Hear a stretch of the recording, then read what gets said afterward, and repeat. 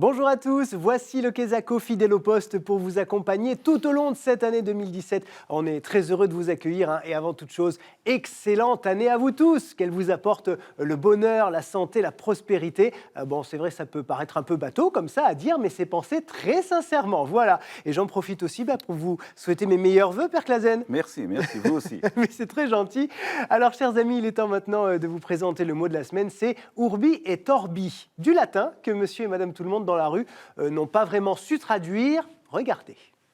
Je sais que c'est du latin mais j'ai pas la traduction en tête en fait. Voilà, c'est fini et on part ensemble. C'est pas le titre du dernier bouquin du pape. Non, je sais pas, mais bon, vu que ça a une consonance latine, ça aurait très bien pu être ça. Voilà, c'est une formule papale.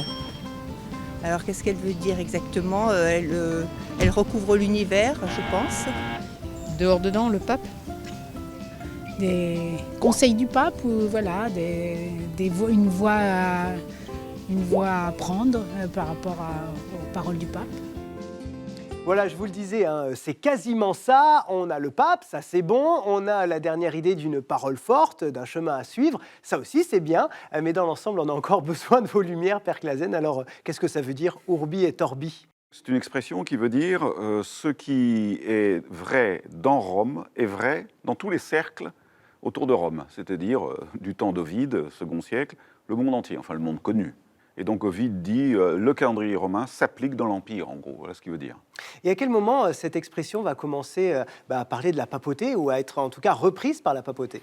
Alors, sauf erreur de ma part, c'est un pape Grégoire XII, je crois, au XIIIe siècle, qui instaure cette bénédiction, en gros, pour les pèlerins. Parce que, évidemment, comment faire autrement que de s'adresser à ceux qui sont là? Il n'y a pas de radio.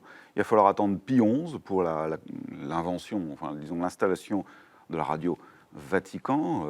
Et ensuite, après-guerre, ça va prendre une mesure, une dimension extraordinaire par la radio, puis la télévision. C'est celle du 1er janvier qui est la plus populaire, la plus suivie, la plus radiodiffusée.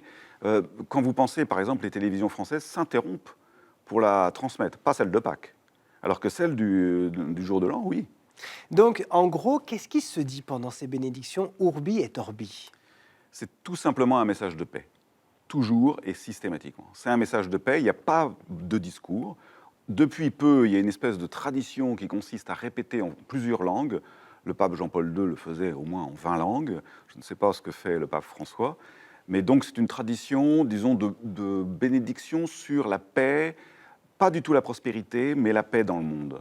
Eh bien, Pater Gratia, ago tibi valde, c'est du latin, j'espère que je ne l'ai pas trop écorché. Ça veut dire merci beaucoup, Père. Voilà, que le latin n'est pas une langue morte, après tout. Merci de nous avoir fait partager vos lumières. Merci à vous de nous avoir suivis. On se retrouve la semaine prochaine pour découvrir un nouveau mot. Ciao.